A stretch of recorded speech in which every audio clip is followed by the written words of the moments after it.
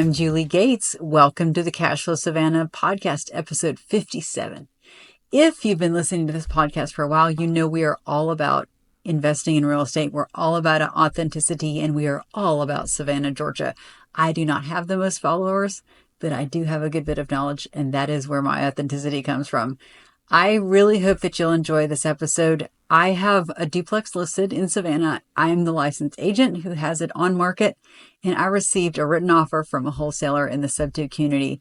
And I loved it because I love to learn, and I got to really review this contract. I went over it with my very good friend Marcel Sunday, got his feedback.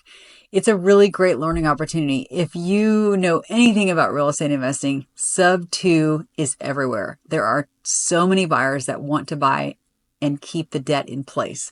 And this is the case in this instance. The buyer wants to keep the debt. He's willing to pay the rest in cash. I've talked to this gentleman several times, and then he finally submitted his offer. And I just found the offer so interesting. I thought, what a great learning opportunity. So we are recording this on camera. I'm going to tell you the best way to watch this episode is on YouTube, where you can actually read the contract with me. I'm showing the contract on my screen. If in case you're not able to do that, you're in your car, I think you'll learn as well by listening. But just be aware that you can always go to YouTube, type in Cashflow Savannah podcast episode 57, and you should be able to find this. So anyway, this is just a really interesting case study, and I think that you'll find it just as fascinating as I did. Just one thing to keep in mind. Real estate is a sales process. That's why there are agents. You have to sell yourself to the seller, and the seller is going to sell what he has for sale to all buyers, right? So everyone is trying to look good, feel good. So the best thing I felt like I got out of reviewing this contract was that this buyer, he has a tough sale, right? He's trying to sell me and my seller on allowing him to take over the debt and just pray that he pays the note, right? Hope springs eternal. I know it's done. I'm comfortable with it, but you understand that's a heavy lift. That's not what the seller wants. What the seller wants is for his lien to be paid off, and he gets a chunk of cash in his pocket, and he's done with this transaction forever. He's really not looking to stay into it. So that's why I'm doing this video, because I want all wholesalers out there to understand you need to look at your contract how an agent looks at it. And the agent's then going to take that contract and share it with her seller. So you're selling both the agent and the seller. And if you don't do a good job with the contract, which is literally all they have to go on, you don't look good. Okay. I'm here to educate, not to criticize, but I'm here to educate and say, hey, sell yourself a little better, do a better job, be thorough. Don't use AI to fill out your contract. Or if you do, at least go back and review it. I found so many inaccuracies on this contract. It's almost funny. And unfortunately, that makes the buyer look incompetent.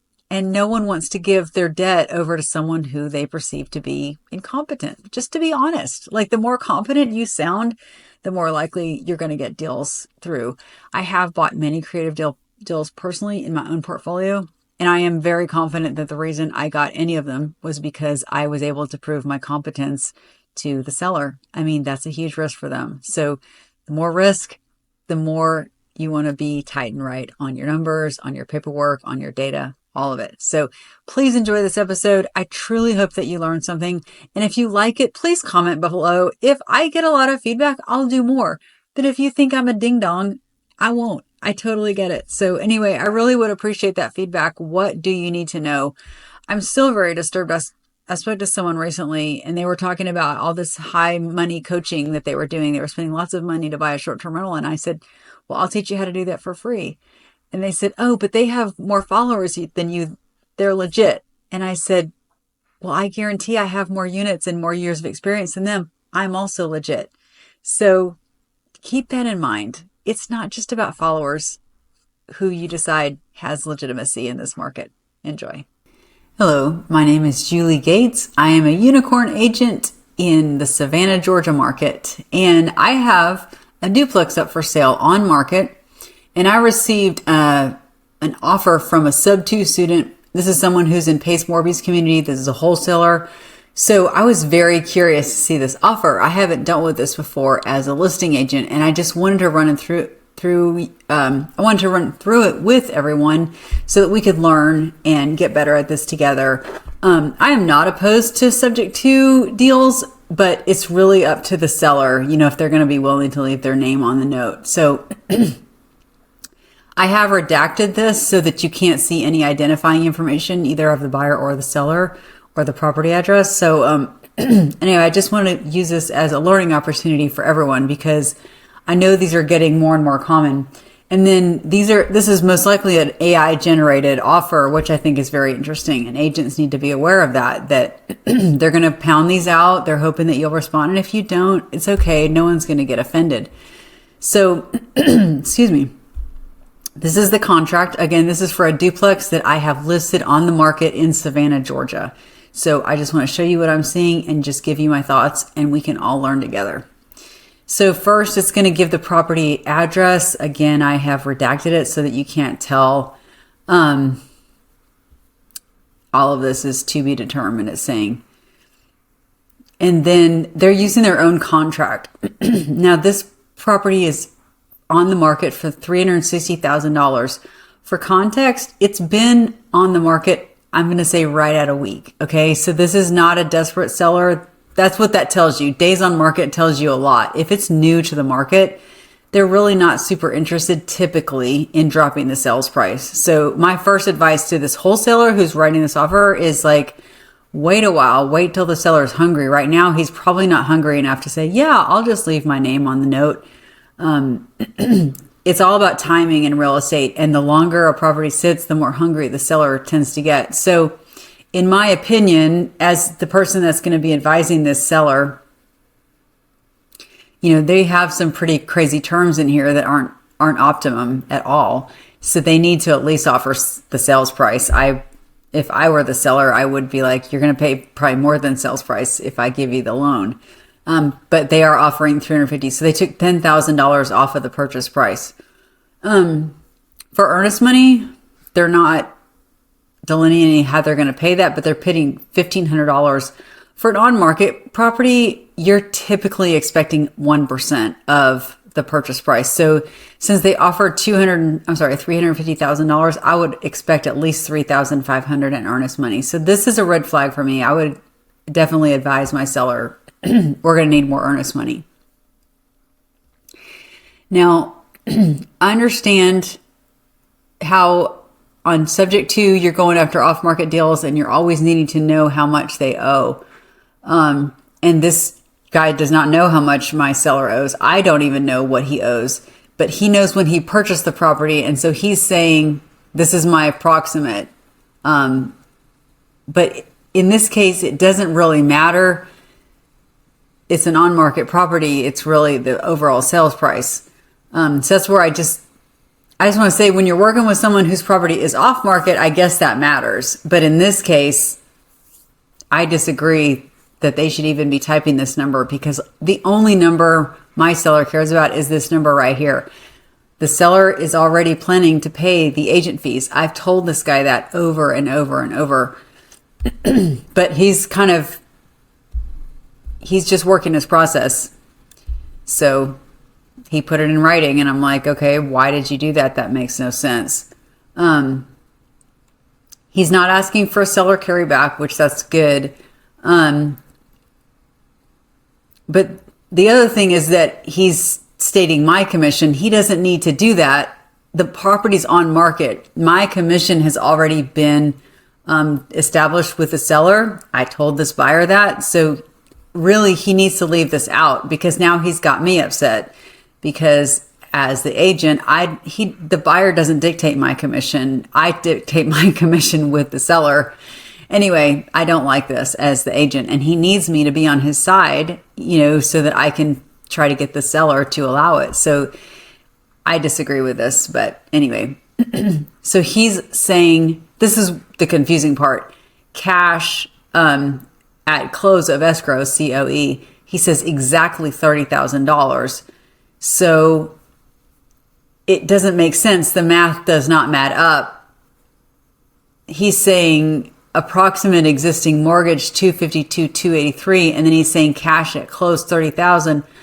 Well, that doesn't add up for me. Let me get my calculator out here. Oh, I'm sorry. I'm opening WhatsApp.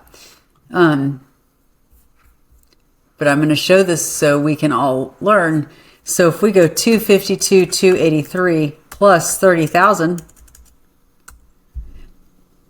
that's $282,283. That makes literally no sense. He's offering a purchase price of $350,000. So, I don't know if it's the AI or who's bad at math, but there's someone here that's bad at math, because he's saying you owe 252 and I'm going to pay cash at close 30,000. I think what he's saying is I'll pay you 30,000 more than what you owe, I think is what he's saying, but it's not very clear at all. So, anyway, I'm just saying he has a lot of numbers here and assumptions, and he really shouldn't be assuming anything. He needs to assume that this on-market property, this guy only cares about this price, and it should be full ask. Close of escrow 30 days after close of escrow, totally fine. This is the escrow agent. I redacted the name, but anyway, I'm assuming this is one of Pace Morby's companies, but I don't know. Take out the parties. He does want an inspection period of 10 days. That's kind of a long time here in Savannah, unless there's like a national holiday or something. We're not typically allowing that long. No one's going to take it off market for that long for no reason. This is a fully rehabbed, fully tenanted property. Okay, but I'm assuming what he wants is to wholesale it. See, he's going to sign the contract. That's why he's asking for that. So escrow fees and costs 100% by buyer. That's good. Title policy from the buyer. HOA transfer fee. There's not an HOA. Yeah, this does not matter.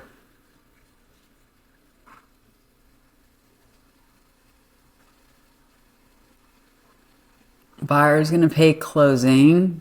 Personal, this is funny to me. Personal property to be included in the sale includes all items set forth in section 2, fridge and stove. Well, this is a duplex, so it has 2 fridges and 2 stoves. I also represent this gentleman as a customer, and I sent him the seller's disclosure, which states very clearly that all appliances convey. So this is kind of extra. I'm not really sure why he put that. Subject to addendum, seller acknowledgments. I don't think he even attached this, but we'll check for that. Okay, let's read this. Okay, so he didn't check seller carryback, so that doesn't matter.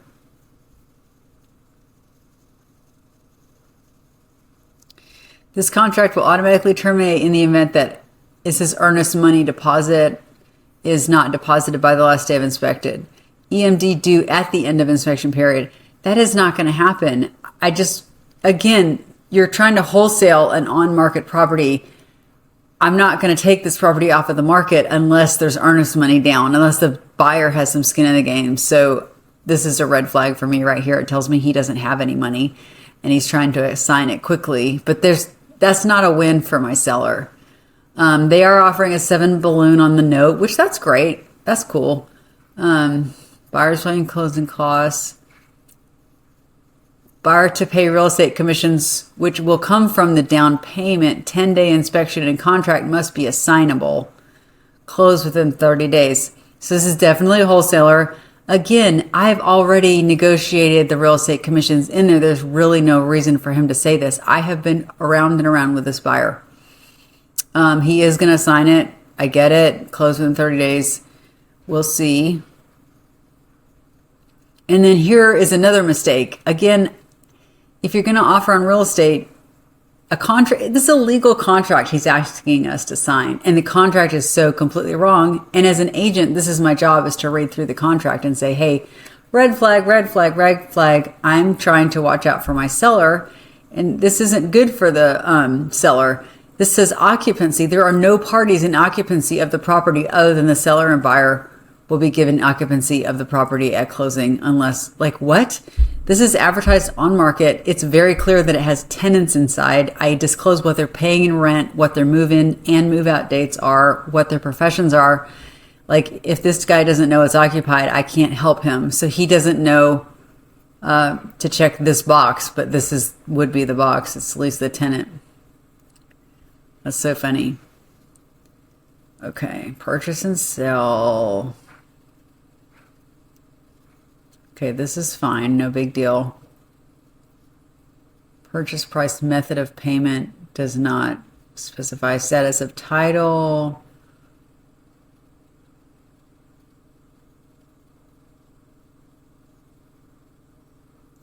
What is this? Seller's spouse to execute contract or disclaimer deed. My seller doesn't even have a spouse. Like, that makes no sense. If seller is married and the spouse has not executed this contract, seller's spouse shall execute this contract. Oh my gosh, this is funny. He's basically using a kitchen sink contract. Septic.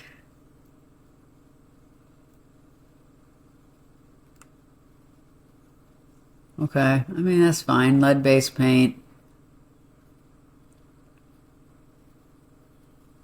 Okay. Changes to property prior to close of escrow. Seller should provide notice to buyer within 3 days of any channel change.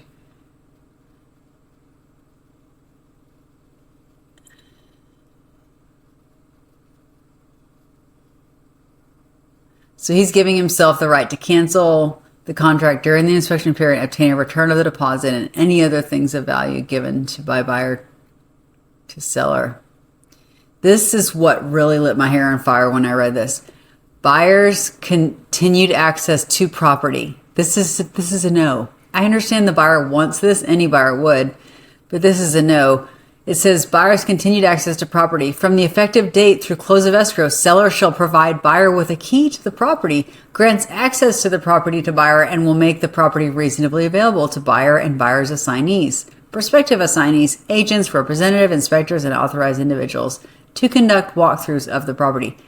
No, there's no way. When you get a property under contract, you can go in a couple of times, but I mean, that's a liability to the seller to allow people on their property. So as an agent, I'm so sorry. That would be a no for me. I would say, nope, you're not getting in unless I know about it. Seller to keep and maintain utility service. The tenants are doing that. Okay, we're engaging escrow agent. No, Georgia's an attorney state. This would go with an attorney. Close of escrow shall be paid to seller by buyer through escrow, close of escrow.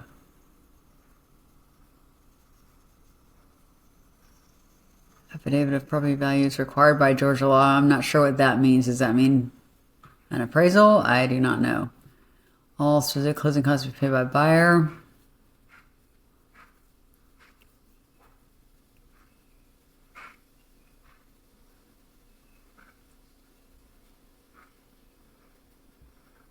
Expiration. That's totally fine.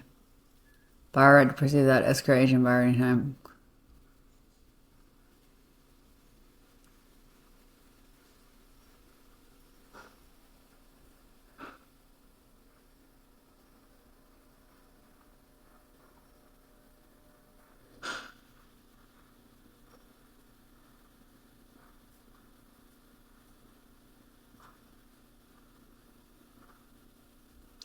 Okay, now this is interesting.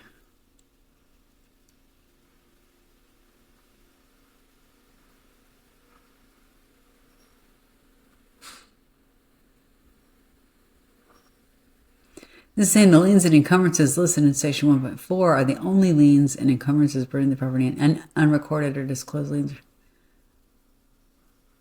Okay, so you're saying pay off any liens other than, I'm assuming other than the mortgage, because he wants the mortgage.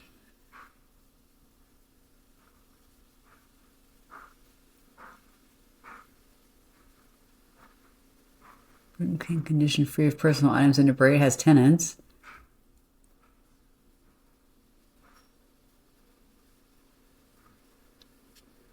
Interesting. No oral changes, notices. Here's the assignment. Buyer may assign this contract or any of its rights hereunder to any person.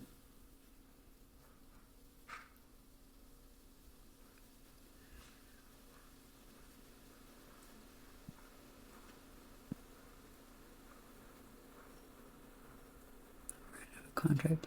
This is so interesting. I haven't actually read through one before, but I thought it would be a great learning opportunity. And then here's where buyers sign, and they're hoping that the seller will sign this. So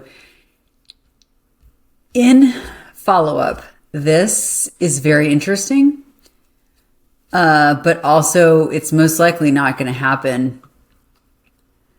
Part of the reason I'm recording this video is because I want to kind of teach wholesalers how to get things through an agent. I am an agent.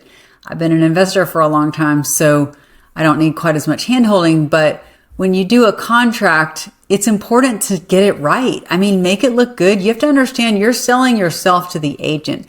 If you can get the agent on your side to really go, hey, this is a good buyer, you've got a lot higher likelihood of getting that property. So that's why I wanted to give this, both to train agents and also wholesalers, like just be aware how agents are going to look at this contract. The agent is going to be the one that presents it to the seller. And if you can get the agent on your side, you have a very good chance of getting the seller on your side. So I hope that you've enjoyed this, and I wish everyone the best of days. And if you like this video, please let me know, comment below. I can record more of them. It just hit me today that this might be a great learning opportunity for everyone. So please give me some feedback, either negative or positive, if you liked it. Thank you so much.